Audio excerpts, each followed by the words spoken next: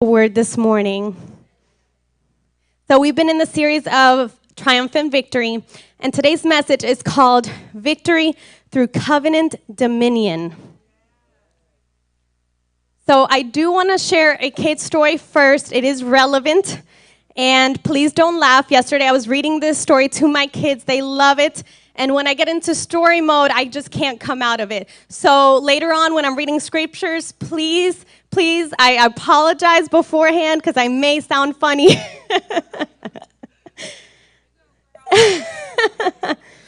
All right, so this is one of Dr. Seuss's books. It's called Horton Hatches the Egg. And please bear with me. I know you're probably thinking in your mind, why is she reading a children's book in church? What does that have to do with anything? But I can assure you there is a message in it. All right. Sighed Maisie, a lazy bird hatching an egg. I'm tired and I'm bored, and I've kinks in my leg from sitting, just sitting here day after day. It's work, how I hate it. I'd much rather play. I'd take a vacation, fly off for a rest. If I could find someone to stay on my nest, if I could find someone, I'd fly away free. Then Horton the elephant, I scrolled down too fast. Then Horton the elephant passed by her tree. Hello, called the lazy bird, smiling her best. You've nothing to do, and I do need a rest. Would you like to sit on the egg in my nest? The elephant laughed. Why, of all silly things, I haven't feathers, and I haven't wings. Me on your egg? Why, that doesn't make sense. Your egg is so small, ma'am, and I'm so immense. Toot, toot, answered Maisie. I know you're not small, but I'm sure you can do it, no trouble at all. Just sit on it softly, you're gentle and kind. Come, be a good fellow, I know you won't mind. I can't, said the elephant. Please, begged the bird. I won't be gone long, sir, I give you my word. I'll hurry right back, why, I'll never be missed.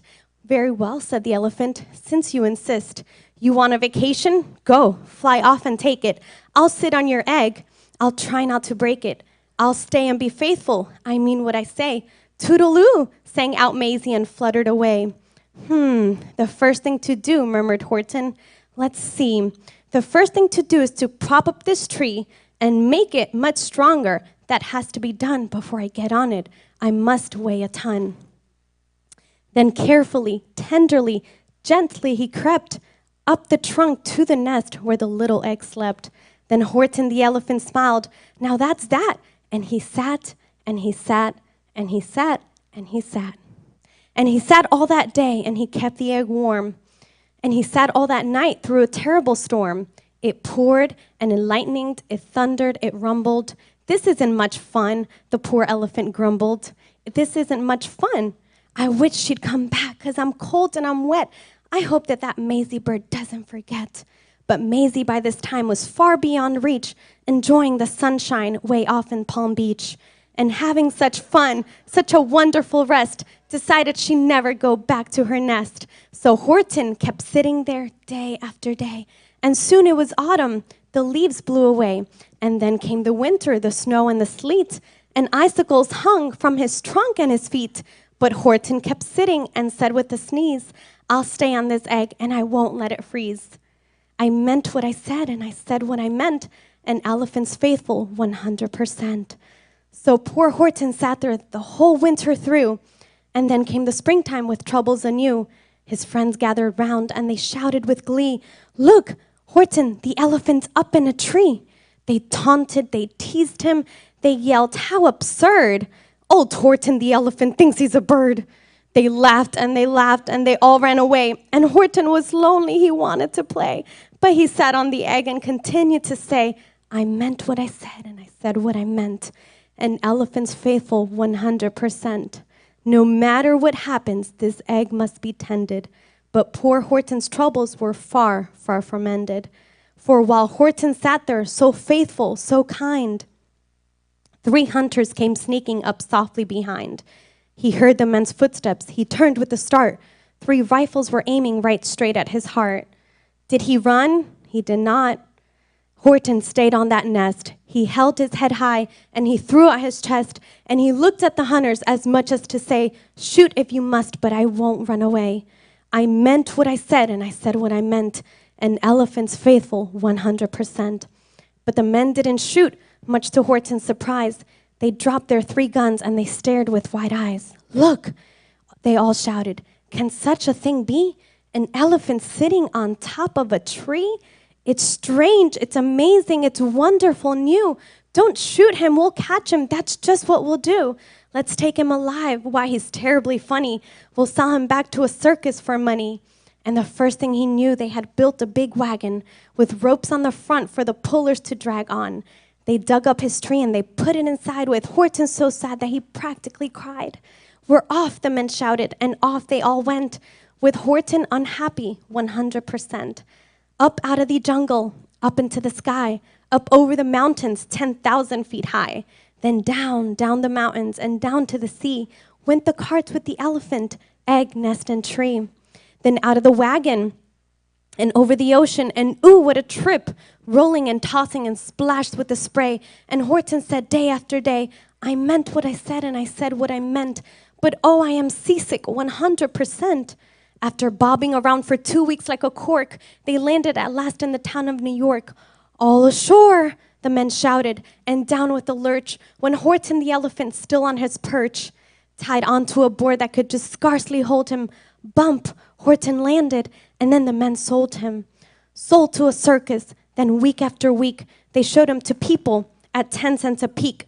They took him to Boston, to Kalamazoo, Chicago, Waukegan, and Washington too, to Dayton, Ohio, St. Paul, Minnesota, to Wichita, Kansas, to Drake, North Dakota, and everywhere thousands of folks flocked to see and laugh at the elephant up in a tree. Poor Horton grew sadder and farther he went, but he sat as he sat in the hot, noisy tent. "I meant what I said, and I said what I meant. An elephant's faithful 100%. Then one day, the circus show happened to reach a town way down south, not so far from Palm Beach. And dawdling along way up in the sky, who of all people should chance to fly by but that old good-for-nothing bird, Runaway Maisie, still on vacation and still just as lazy. And spying the flags and the tents just below, she sang out, "What fun! Why, I'll go to the show." And she swooped from the clouds through an open tent door. "Good gracious," gasped Maisie, "I've seen you before." Poor Horton looked up with his face white as chalk. He started to speak, but before he could talk, these rang out the noisiest ear-splitting squeaks from the egg that he had sat on for 51 weeks. A thumping, a bumping, a wild, alive scratching. "My egg!" shouted Horton. "My egg! Why, it's hatching!" "But it's mine!" screamed the bird when she heard the egg crack. The work was all done. Now she wanted it back. "It's my egg," she sputtered. "You stole it from me. Get off my nest and get out of my tree." Poor Horton backed down with a sad, heavy heart. But at that very instant, the egg burst apart, and out of the pieces of red and white shell from the egg that he'd sat on so long and so well, Horton the elephant saw something whiz. It had ears and a tail and a trunk just like his. And the people came shouting, "What's all this about?" They looked and they stared with their eyes popping out. Then they cheered and they cheered and they cheered more and more. They'd never seen anything like it before. "My goodness, my gracious," they shouted, "my word, it's something brand new. It's an elephant bird." And it should be like that, because Horton was faithful. He sat and he sat. He meant what he said and he said what he meant. And they sent him home happy 100%. So this story, it just touches my heart because it describes endurance. It describes what he had to go through the snow, through the rainstorms, through heat, through teasing, through judgment. All these things he had to go through because he understood what it was to keep his word. He understood covenant. And so it's amazing how you can find, in just a children's tale, you can find such meaning, such depth. It was just enlightening, and I'm so glad that it fit. It was just appropriate having the kids today here for Youth Takeover. Many times when we enter into covenant, people around us may not understand. We have to hold on to what we've promised God because He's promised many things to us. But when we make a promise to God, He is expecting us to be faithful. He is expecting us to hold on to that, whether we're threatened, whether we go through the darkest season of our life, whether the wind is blowing us in one direction, whether the waves are crashing into us. He is expecting us to just weigh out that storm. And so there are times where we're going to go through seasons of discomfort, through frustration, through stretching.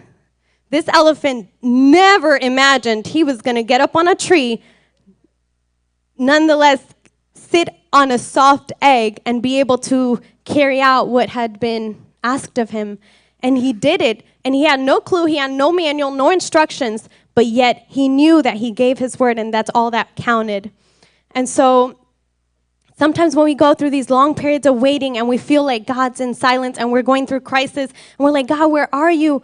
You promised me this, you promised me that. Where are you, Lord? And it's in those moments of waiting that He builds our character, that He strategically positions us and the things around us to be able to bring that victory to us.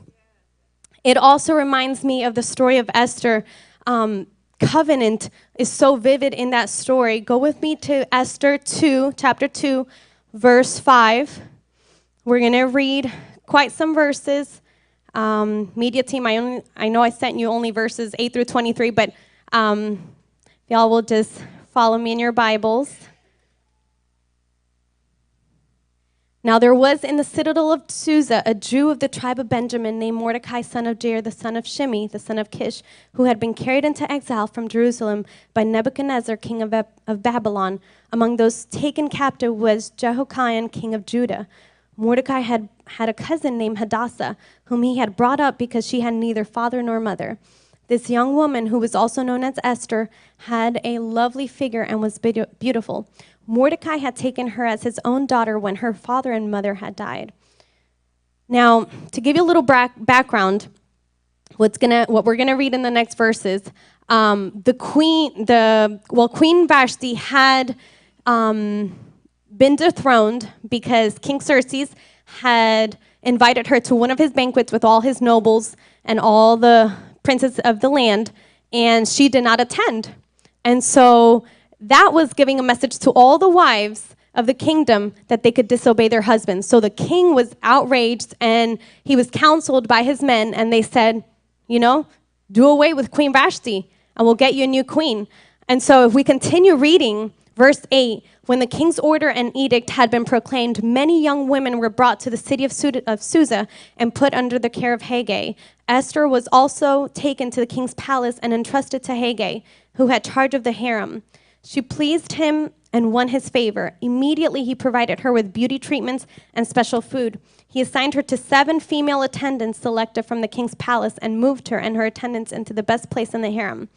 Esther had not revealed her nationality and family background because Mordecai had forbidden her to do so. Every day he walked back and forth near the courtyard of the harem to find out how she was doing. Before a young woman's turn came to go into King Xerxes, she had to complete 12 months of beauty treatments. We know 6 months of oil of myrrh, and then another 6 months of perfumes and spices. In the evening, verse 13, and this is how she would go to the king. Anything she wanted was given to her to take with her from the harem to the king's palace. 14, in the evening she would go there, and in the morning return to another part of the harem to the care of Shazgaz, the king's eunuch who was in charge of the concubines. She would not return to the king unless he was pleased with her and summoned her by name. When the turn came for Esther, the young woman Mordecai had adopted, the daughter of his uncle Abihail, to go to the king, she asked for nothing other than what Haggai, the king's eunuch, had suggested. See, she wasn't like the other girls who were taken to the palace. All the other girls were just mesmerized by all the jewelry and all, the curtains and the food and the special treatment and everything. These girls probably didn't have a royal background, so here they are taken to the palace, the king's palace, and oh my goodness, they're seeing all these things for the first time, and they say, you can take whatever you want to present yourself to the king, and then afterwards you get to keep it. So can you imagine, especially us girls, if they tell us, you can have all this jewelry, you can have all these shoes, you can have all these clothes, all these perfumes, all this makeup. I mean, you would go nuts. But this is what set Esther apart. She did not care for what was being offered to her. She took the suggestion of this eunuch who knew the king, and that's what set her apart. That's what the king found grace in her, because sometimes we're so consumed by what we see. We're so consumed by what the world offers. We're so consumed by materialism. But if we really just sit down and just listen to what's in God's heart, to what our king desires, then we would be, set apart, just like Daniel and his 3 friends. So there's so much meaning in that. It says here, and Esther won the favor of everyone who saw her. She was taken to King Xerxes in the royal residence in the 10th month, the month of Tebeth, in the 7th year of his reign. Verse 17, now the king was attracted to Esther more than to any of the other women, and she won his favor and approval more than any of the other virgins. So he set a royal crown on her head and made her queen instead of Vashti. Let's jump to verse 21. During the time Mordecai was sitting at the king's gate, Bigthana and Teresh, 2 of the king's officers who guarded the doorway, became angry and conspired to assassinate King Xerxes. But Mordecai found out about the plot and told Queen Esther, who in turn reported it to the king, giving credit to Mordecai. And when the report was investigated and found to be true, the 2 officials were impaled on poles. All this was recorded in the book of, I don't feel comfortable reading this word, so I'll just say the book of Chronicles. It just sounds weird to me, the book of Annals, in the presence of the king. So did Esther really know that she would be the hope of her people? Did she really understand that one day God was going to use her to be the deliverer of her people, to be the hero in that story? She was a young girl who had been through a lot. She came from the tribe of Benjamin, so she had been deported out of Jerusalem. Her parents had died. She was a young girl. She's here living, being brought up by her uncle. And now she's taken away. She's taken captive to be part of this beauty contest, the Miss Persia contest, which she didn't care for, but she had no say in it. But what she didn't know was that God was strategically positioning her for the greater purpose that God had with her. So we don't know what God is doing behind the scenes when God moves us somewhere, when he pushes us off something, because we've been in our comfort zone for so long, and he's like, you just need that little push. You just need to be dragged over here so that you will understand that there's something greater, so that you will know that you have a greater purpose than just warming up a seat. So that you will know and understand and walk into that destiny, that you will be able to carry that mantle, that anointing so gracefully, just as Esther did. She didn't go to Bible seminary. She wasn't a theologian. She didn't know, but you know what? She was under a covenant. She was under the lineage of Abraham. That means she was part of a covenant much greater than herself. Same thing with us. We are children of the Most High King. And that covenant that God made with Abraham back then, that applies to us as well if we just take grasp of it. So we just need to embrace that covenant, because God told Abraham, I will keep and I will protect your people. And what have we seen throughout the Bible? God has done exactly that with his chosen people, with the people of Israel. So I'm just going to share my favorite verse, Jeremiah 29:11. For I know the plans I have for you, declares the Lord. Plans to prosper you and not to harm you. Plans to give you a hope and a future. That is exactly what he did with Esther. That is exactly what he has done, and he has promised to each and every one of us here, and us that have relatives that are not in this this building today. That applies to them too. That promise is over them too. You just got to claim it and decree it and pray for them and pray them into the kingdom. So something very important is understanding and honoring covenant. We see Mordecai, he kept his covenant with God. When Haman was given the position of prime minister, the highest position the king could have given someone, after him, and he was able to go with his authority and decree things. The Persian custom was that everyone had to bow down. They had to worship Haman. They had to kneel and pay respect and honor to Haman. Mordecai was the only one who would not bow down before Haman, because he would only bow down before God. He was not going to bow down and worship the image of a man. So we see right there that Mordecai kept covenant with God, and we'll see further what God did to reward him. So I want to ask you a question today. Will you bow down for provision, or will you stand up for your miracle?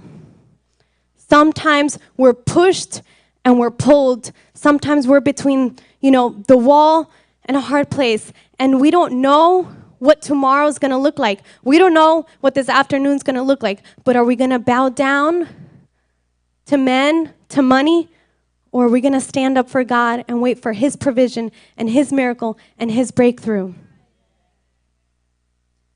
Because Mordecai did not bow down to Haman, Haman was enraged. And we see in the following chapter 3, he plotted an evil plan to annihilate the Jews.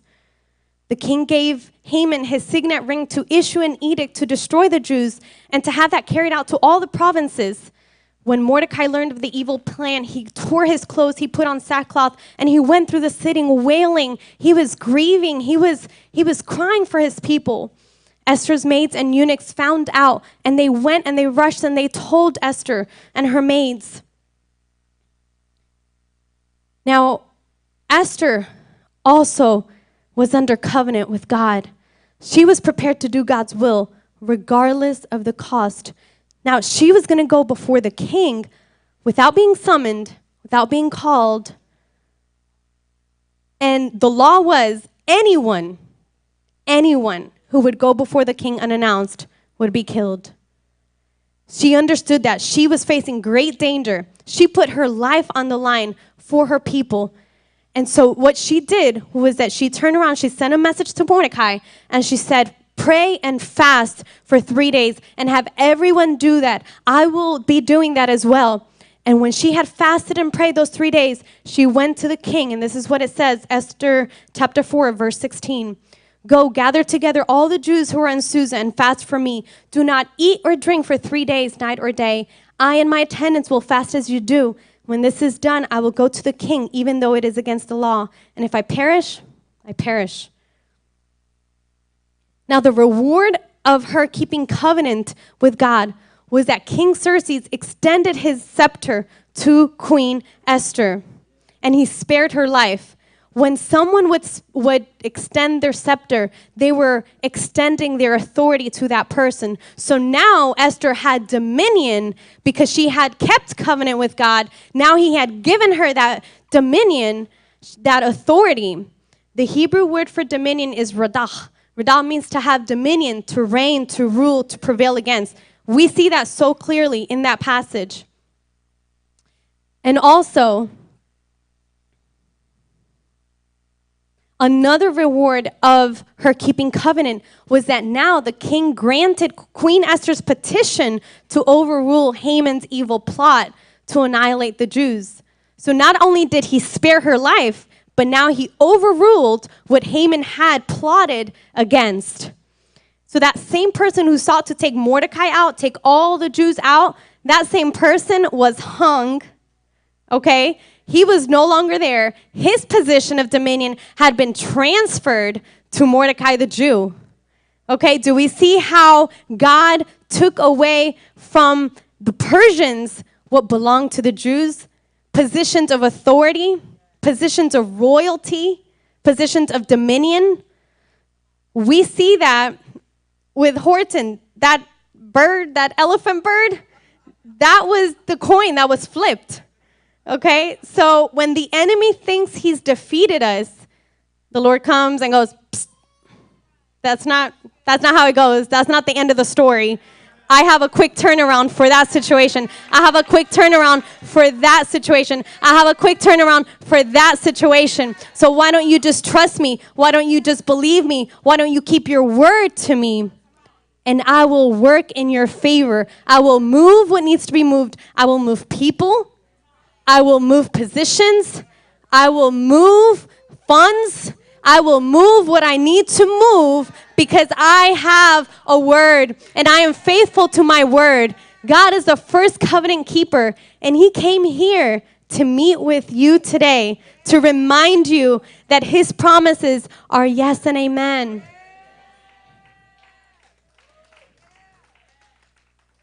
I have another short story. It's from Dr. David Livingstone. He was a Christian missionary who traveled and ministered deep in the African jungle. Many of the tribes were cannibal tribes and had never seen a white man. They felt intrigued and at the same time threatened. The leaders of the African jungle understood the value and the significance of a covenant, and they practiced it believing that it was what held their community stable. Dr. Livingstone's translator rushed them to enter into a covenant with the leader of the strongest tribe of the zone of that area. They would warm up a knife with ashes mixed with dirt, cut his wrist, and use the ashes to cauterize the wound. The mark emanated the message that he was now part of the tribe. He was now Africa. Dr. Livingstone made covenants with more than 50 leaders of different tribes.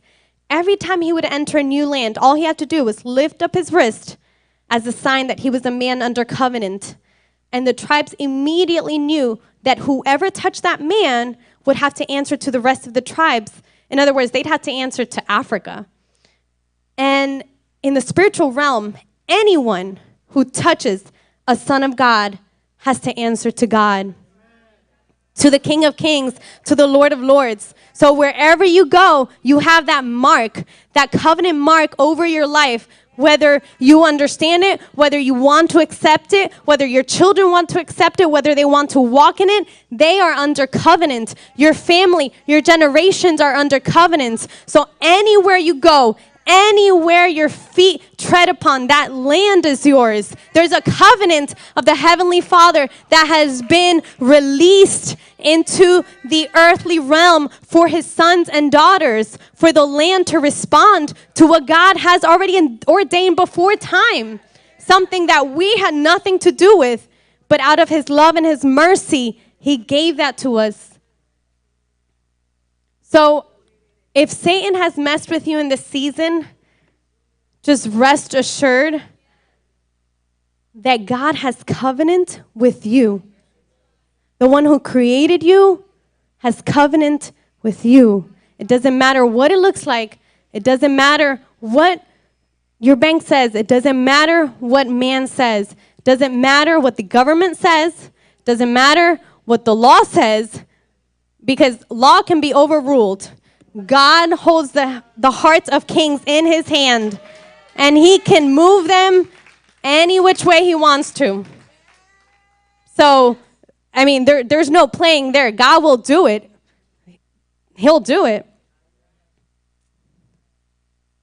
So we see in the story of Esther that she was just a reminder of God's covenant and his faithfulness with his people. I love that.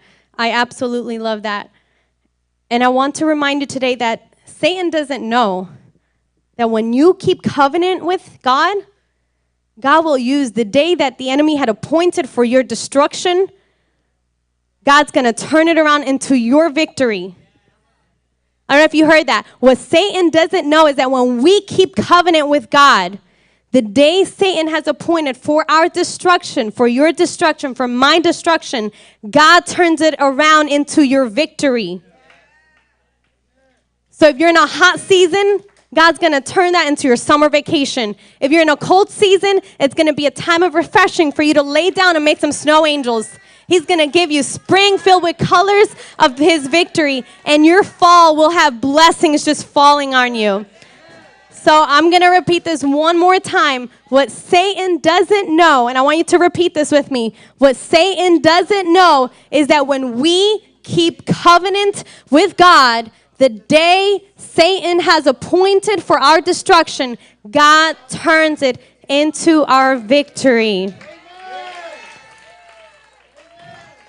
So just as the kids were singing earlier, victory is mine, That's it. You said it, you professed it, you confessed it, you declared it. It's yours. The enemy can't take it. He doesn't have the domain to come and take that. He doesn't have the authority to come. God gave you that authority. That victory is yours.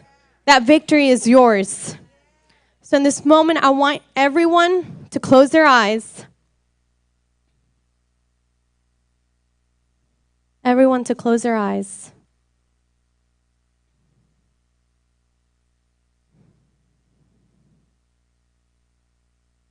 Just stay there. That very first covenant keeper is here. The King of Kings. He's come to meet you here today. I want you to remember God's covenant with you. I want you to go back and remember that very first time he promised you what your life would look like. Regardless of how much success you've had. Keep your eyes closed. Keep your attention on your Father. He will always show you more. But you know, today maybe you just need to remember that covenant he made with you. Maybe your stability has made you forget. Maybe your problems have made you forget it. Maybe you feel you don't have a covenant with God. Let this be a moment for you to ask God to remind you his promise towards you. If you feel you don't have a north or it hasn't been revealed to you, ask God with me, Lord, show me who I am and where you're taking me. He won't break any of the promises he's made you. You might be going through one of the hardest and driest seasons of your life.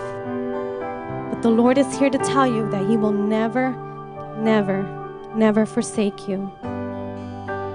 And all he's doing behind the scenes is positioning you for a victory bigger than yourself.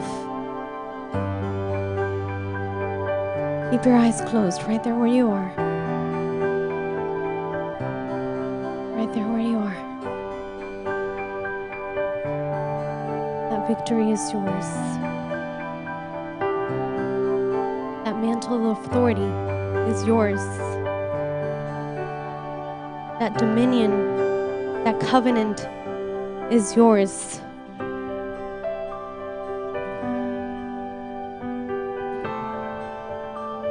He has not forgotten your prayers. He has not forgotten your tears. He knows exactly what he's doing.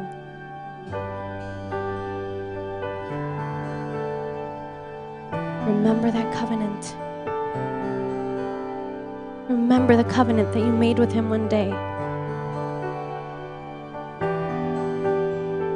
Remember the day that you surrendered to him. Remember the day that you laid it all down at the altar.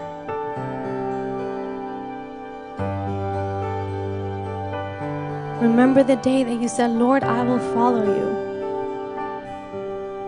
Remember the day that you told him, I'll do whatever you ask me.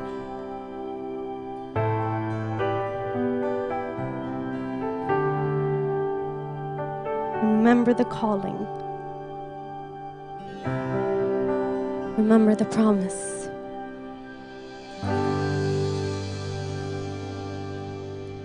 Remember his touch. Remember. Remember what he spoke to you in the quiet place. Remember what his still small voice sounds like.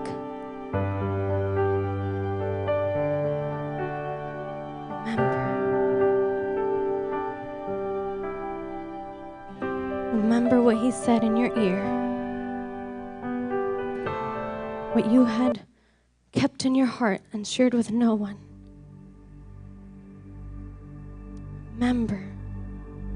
Remember today the promise he's made. Remember that he calls you my child. Remember you're loved. Remember what he said to leave behind. Remember what he promised. Remember all the times that he protected you.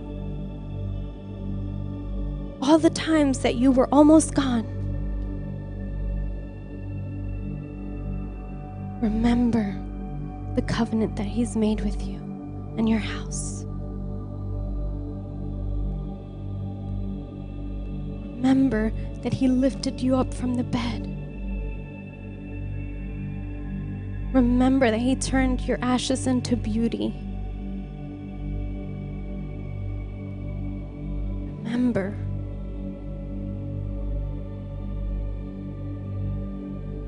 His love for you surrounds you. Remember that all you have to do is cry out, Jesus. And he comes to be your aid in those times of trouble, in those times of anguish, in those times of confusion. He's there in times of loneliness. He's there. Remember that covenant he's made. Remember what he has said about you and your family. Don't remember what the enemy whispers into your ear, saying, you won't have this, you won't have that. You're not worthy. When the enemy tries to put words of discouragement, and he tries, everybody with your eyes closed, and he tries to just remind you of your past, of the old man. He tries to tell you, you can't have covenant with Almighty God. Don't you remember what you did? Don't you remember? Don't you remember? And he tries to keep you in that place. He tries to keep you under condemnation, but the Lord, Christ came so that you could be redeemed from that. He doesn't remember that anymore.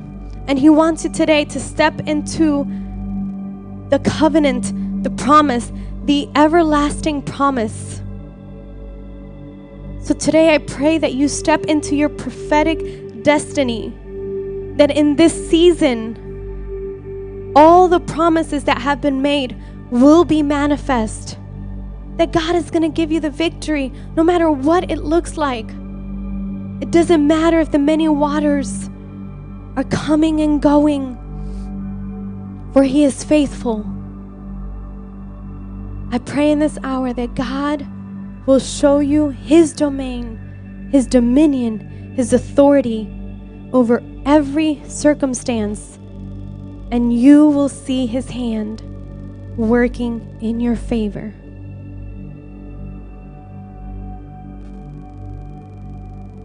Stay where you are.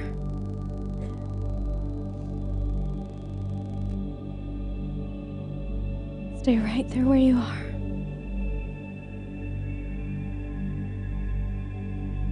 The King is here. And he's not hurried. He's not in a rush. He has his time.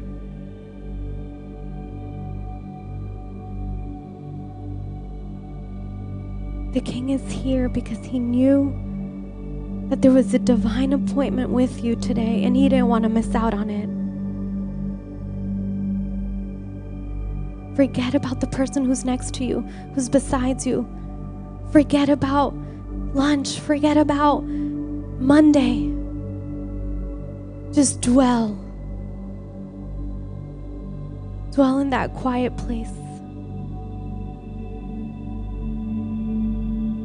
Let his presence, let his voice saturate your soul. Let his love permeate you. Every cell in your body.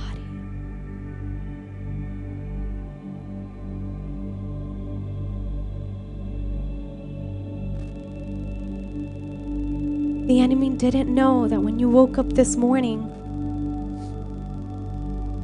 God already had ordained the heavens to open up and pour down a blessing for you. The enemy didn't know that your breakthrough was here.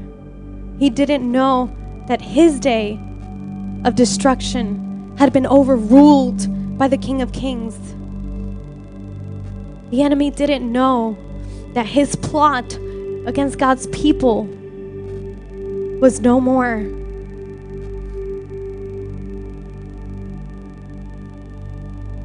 just receive from the King, because today he has extended his scepter to you. He has spared your life from so many things.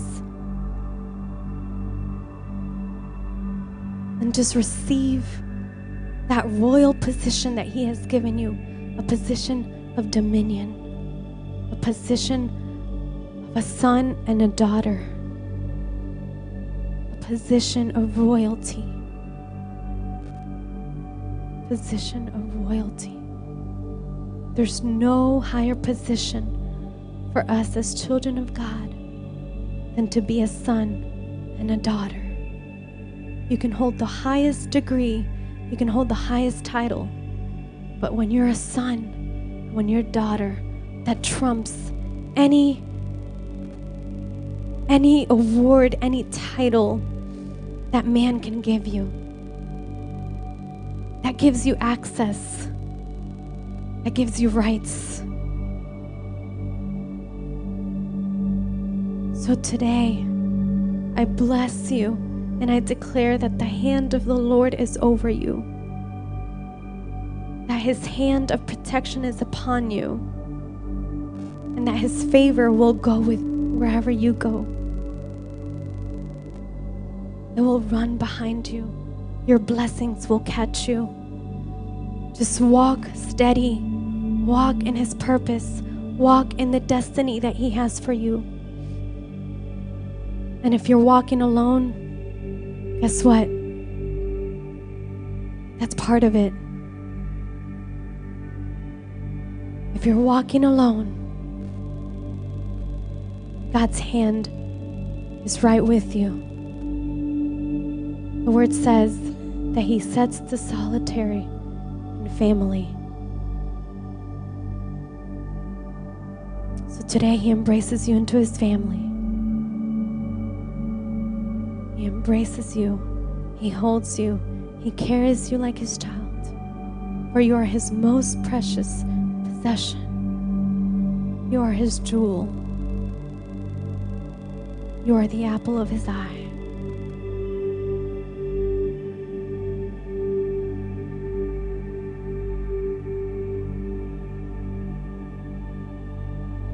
You can open up your eyes. I want you to stand and I want you to just proclaim, believing firmly that things have shifted, that things have changed, that things are no longer the same, that you have left a season and you have walked into a new season. So prophetically, will you just step out of where you are, out of the aisle, take a step forward, take another step forward, take another step forward, take another step forward, because you're walking into your destiny, you're walking into your purpose, you're walking into that covenant dominion.